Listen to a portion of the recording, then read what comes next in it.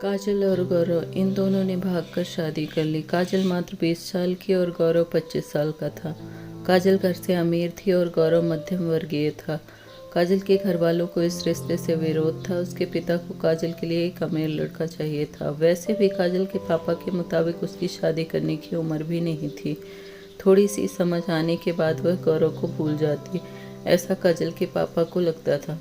गौरव के माता पिता को इस शादी से कोई दिक्कत नहीं थी। काजल की पढ़ाई पूरी हो और गौरव को भी अपने करियर पर अच्छे से ध्यान देना चाहिए, ऐसा उनकी इच्छा थी। बाद में वक्त आने पर वह काजल के माँ पापा से बात करेंगे, ऐसा उन्होंने गौरव को बोला था।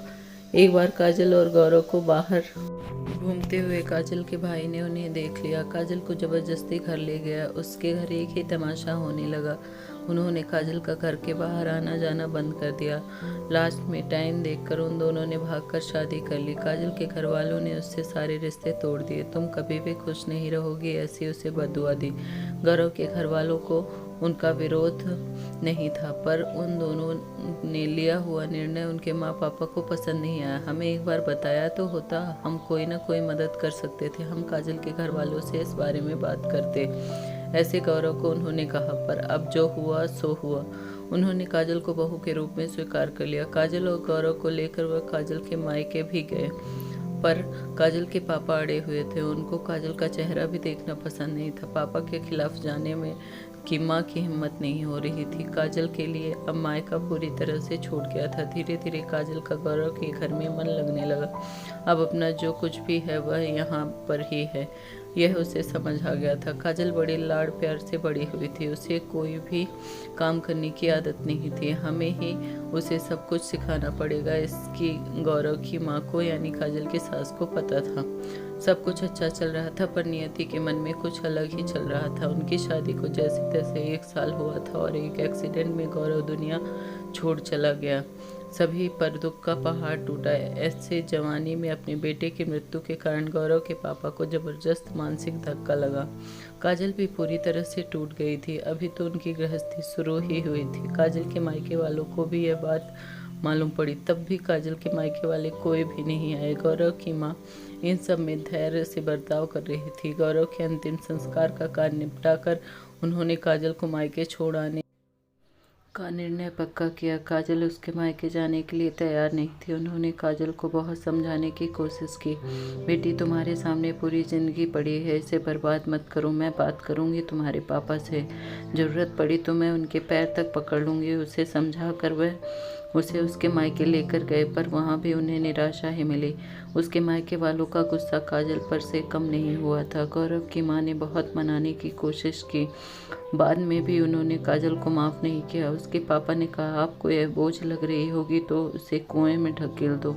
गौरव के पापा काजल को वापस घर ले आए। काजल के वापस घर आने के बाद से बाकी लोग थोड़े नाराज थे। अब काजल को कोई भी खुले मन से स्वीकारने के लिए तैयार नहीं था। कुलच्छनी अपशकुनी पोते को निकल गई, मेरे अब बेटे को भी निकल जाएगी, ऐसा बोलकर गौरव की दादी मतलब काजल की दादी सासू से ताने दे रही थी। उस वक्त गौरव के पापा की तबीयत बहुत खराब हो रही थी। यह सब काजल को सहन नहीं हो रहा था। उसने ठान लिया था कि यहाँ से दूर निकल जाना है। रात को सब सो जाने के बाद वह निकलने वाली थी, तभी उसकी सास जो जग रही थी उन्होंने काजल को रोका।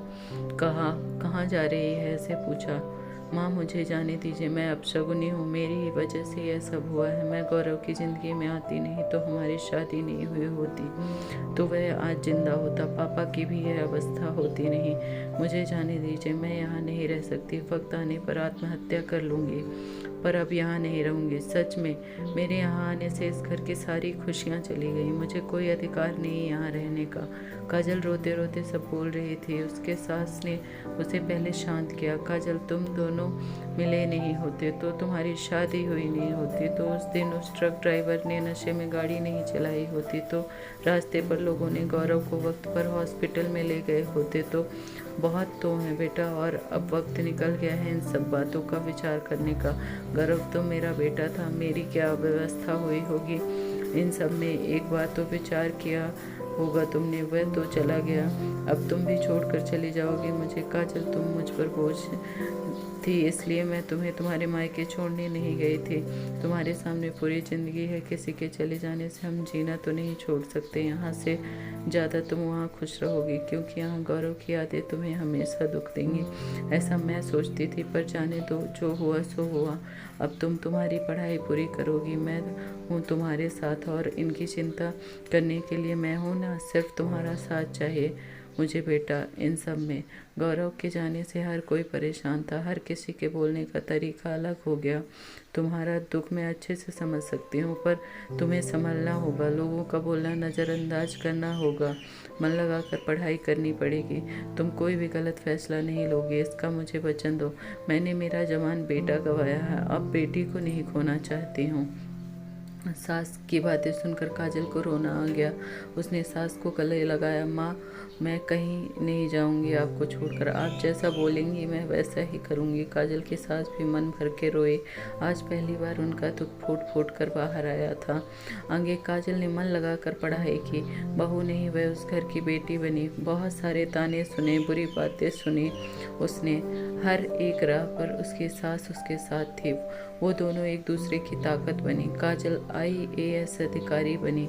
अब उसे दोष देने वाले लोगों का मुंह बंद हो गया। काजल के मायके वालों को भी ये खबर पता चली। उसके पापा के सिवाय मायके के बाकी लोग उसे पूछने लगे थे। सास ने अच्छा जोड़ीदार चुनकर काजल की दूसरी शादी करवाई। शादी के बाद भी काजल अपनी इस माँ को कभी नहीं भूली। सास की अंतिम काल में भी काजल रात का दिन करके सेवा में हाजिर होती थी। सास के रूप में काजल उसकी ज़िंदगी खरे अर्थ से जीना सिखाने वाली माँ उसे मिली थी। पर सच में काजल की जैसी सास ऐसी कितनी समझदार औरतें इस समाज में हैं, जो एक चौखट से बाहर जाकर सोचती हैं और दूसरों का आधार बनकर उनका जीवन सफल बनाती हैं। अगर आपको हमारी स्टोरी सासू माँ अच्छी लगी हो तो अपने दोस्तों के साथ भी शेयर कीजिए और कमेंट में ज़रूर बताइए कि कैसी लगी हमारी ये कहानी।